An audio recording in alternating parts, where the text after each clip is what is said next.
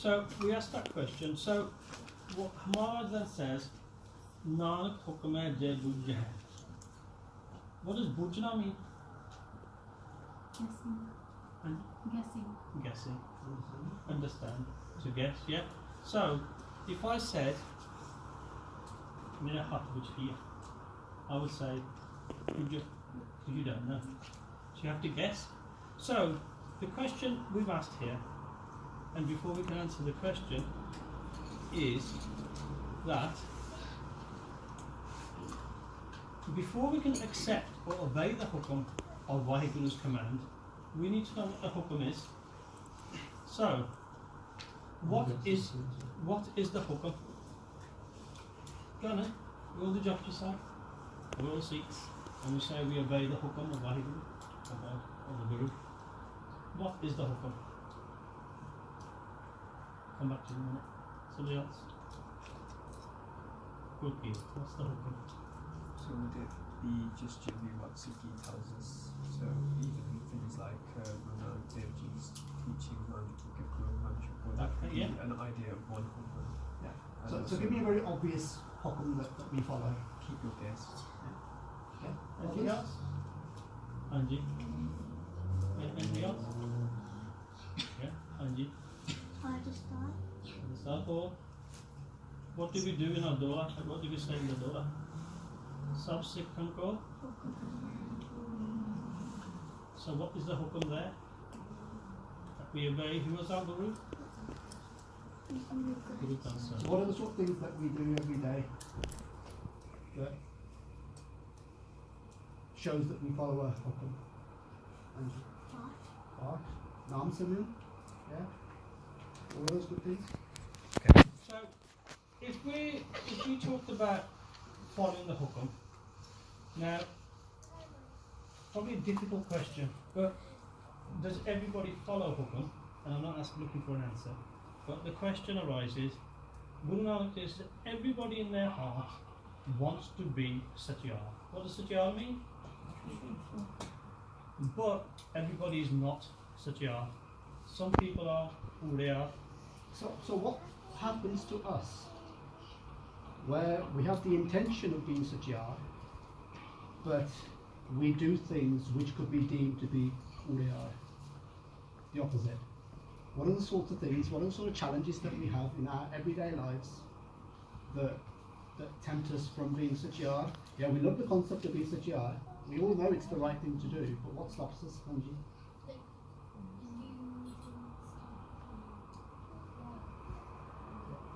Anji? Temptation. Good one. Temptation. Good. Ignorance. Ignorance. Sorry? All your desires. Okay. So that's very good answers from you already. So Maharaj says think about it. Now we talk about hukum. In some other religions, what sort of hukums do they have? Think of the Old Testament. Somebody else? Say that? Oh, Anji. Is it Quran, is it? Yeah. Yeah. Ten Commandments. You must have seen my slides. So in Judaism, they have the 10 Commandments. Not just in Judaism, it's Christianity as well. Christianity as well, yeah. So we have commandments, but they're very direct. Do this, don't do that, do this. But they're general guidelines on don't do certain things. Because in any religion, and religion teaches people to be truthful, regardless of what the religion is that how do you remain truthful? Because it's easy to have a list, do this, do this, do this, do this, do this, do this. Don't do this, don't do this, don't do this. But everybody, and a lot of people, seem to be doing the don't do this. Or they want to show that they're doing the do this, but they don't actually do it, but they do it publicly, but they don't do it in their hearts. So, give Satyara Hoye, give Pure Putte Path. So Maharaj says, why is mankind stuck between such and Pur? Because Maharaj says what happens is that people take one step forward and then they take one step backwards. So we might wake up one day with the intention of doing Path. We get up nice and early and then we put the telly on. And then we don't do the Path. So the intention was one step forward. We woke up early. The bad bit was we got up and something else distracted us from doing that. Now, that's one step forward, one step backwards. And it also happens in other aspects of Sikhi as well, where people say, we'll go to the Gurdwara on a such and such a day, because it's an important day. And then, in their everyday lives, they won't then go to the Gurdwara for the next 4 weeks, 1 month, 6 weeks. Yeah? Or just go every week and not remember Waheguru every day. Now, the problem with that is that, what does the Hukumn says? The Hukumn says, yeah, that we should remember Waheguru every day. Now, the one in Judaism or the Christianity one was that you keep one day in the week as a holy day, the Sabbath, where you don't work, you don't do anything else, you just think about God. Now, Maharaj says to us, the Gurus teach us that we remember God all the time. So every day we should put aside time. We have to work, you have to go to school, and we have to do other things as well. But we must put time aside, not just once every 7 days, but every day at some point. And in our lives, yeah, if you're Amrit Dalise, your Panj Bani in the morning, your evening type Bani, your night time Bani, and any other Bani, and Nam Simon and Mantra Simon throughout the day. So this is one of the reasons. So Maharaj then says, but what is Hukumn? So today we're not going to do too many slides. We're going to get you to talk about Hukumn and why Hukumn is different. So the first thing is the last question. How do we become truthful? Hukumn or Rajai. So what does Raja mean or Rajai mean in Hukumn or Rajai Chalana?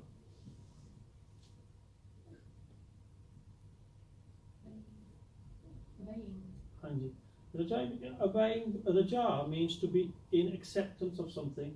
So we say Rabadi Raja or Bana.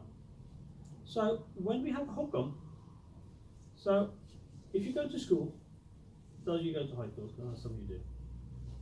What sort of rules you have to follow as soon as you get there? Angie? You're not allowed to take your blazers off. Anything else? Angie, tell me. You're not allowed to put your phone on. Angie? Okay. So those are the commands, and you have to follow those commands. So why do you follow them? Because they're the rules. They're the rules, yeah. Now, Waheguru has rules, and everyday society has rules. So you have your school rules. We have rules at school, at work. We have rules at school. Your parents will have their rules at school. And the rules have to be followed because they are there to keep everything in order. Now, Waheguru's rules are some of the ones we've spoken about. So when we talk about rules, what makes you do it? What's to stop you eating chewing gum? The tutors don't know. Angie? Yeah. Consequences. There's consequences. Consequences, do you know there? They're a bit like punishments. Yeah, there are punishments. Anything else? Why else do you do it? Now you might see one of... then people. Screen ones? Sorry? Screen ones? You get screen ones. See, you do know. I take that back. Yeah. Okay. So you get called out and you get told that this action is wrong. Now, when we talk about Hukumn in this body, the Hukumn says sometimes you want to do the other thing, but you're not doing it because you want to do it. You're doing it because you're forced to do it. Now, the Hukumn Waheguru talks about, or the Gurus talk about, is that Hukumn Rajai Jalana Nanak Likhya Nav. The Hukumn comes with us. So as soon as you sign up to a school, all the rules are you're obliged to follow because that's what you've signed up for. In fact, I think you sign a contract at most secondary schools. Yeah, I think so. Yeah, so at work, you will sign a contract, and the rules and the regulations you've signed up to, so you accept them. Now, sometimes people don't accept the rules. We'll come on to free will in a while. But if we talk about Hukumn, what Maharaj said is that every single person in this universe, in this world, is bound by the Hukumn of Waheguru. So we know Guru Nanak Dev Ji uses the words very carefully here. Hukum Rajai Chalana Nanak Likhya Naal. Yeah, that this Hukum isn't just dreamt up, isn't just applicable to certain people. It's applicable to everybody. Why? Because it's actually written. Now, some people will say that on our mustak, on our foreheads, when we're born on the inside, apna hukum likha hai. We know what we should and shouldn't do before we're even born into this world. And I've heard some katha from some Mahapurush who say that our lev is with Waheguru whilst we're within our mother's wombs. And we're so in touch with Waheguru that apni liv lagi hundi hai. Now, as soon as we're born, that liv then becomes compromised, that link becomes compromised. Yeah, so Guru Nanak Dev Ji is talking about a hukum that we is a written hukum that we bring with us. It's not given to us at a later time, or when we're 5 or 7 or something. This is our predestiny. This is what we come with. This is what's written with us. Yeah, our left with us. Okay, so when you get the hukums, and sometimes in society you see people complaining about, I don't have this, so-and-so has this. So-and-so got this, they must have got it because of such and such. And what Maharaj is saying is that sometimes that's hukum. Now, the hukum can mean that some people have more than others. Now, we've just got back from Punjab about 2-3 weeks ago. And you see when you go to Punjab, or India generally, is the difference in the very rich, the very poor, the educated, the uneducated, the people that have power, the people that don't. And you stop back and you think, this is not fair. What Maharaj is saying is, it's not fair, but God doesn't do things to punish, because God is not cruel. But God has a system in place called Hukumn. And according to our actions and destinies from previous births, because you have to remember we are separated from Vaheguru. Remember we said, yeah, the whole purpose of human life is to join back with Vaheguru. Because we're separated from Vaheguru, we've done things in our past lives, and we're doing things in our existing lives that are either good, Jange Gun, Jangianga, or bad, Burianga. And what happens with Jangianga and Burianga? Yeah, they will be accounted for. Yeah, and depending on those actions is where we are. Now, we might say we're doing very good today because we come to talk about Vaheguru. We come to Guru Ka, we learn Kirtan, we learn Path. These are all good actions. Yeah, they help us to become better people, to become Satyar rather than Purya. Now, sometimes life, one of the reasons Maharaj says that, why do we go forward? And they said that, remember the wall that we used to look at, the wall of falsehood that we had in our slides? We did some. Too fast. I'll find the wall.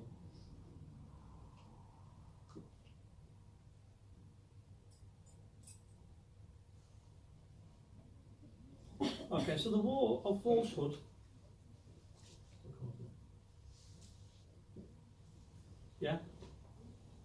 means that Maya, the outside influence. So our man says, Change kaam karige, let's be Satyar. Our mind says that, but the world around us says, Aishad, come with me. You might have friends that say, don't do that, come over here. And then there's the ras of the world. That's not enjoyable. Sitting doing Naam Simran for 20 minutes, sitting doing your Pani Baninga in the morning for an hour, doing their ras in the evening, or going to the Gurdwara, where's the fun in that? And people say, oh Chad, come with me, we're going to do X, Y, and Z. So this is where we talk about this wall of falsehood, the Maya. You know, we talked about Maya, how Maya is a system that God uses to make the whole universe work. And that Maya makes us want to do certain things that make our minds happy, or we think they're making our minds happy.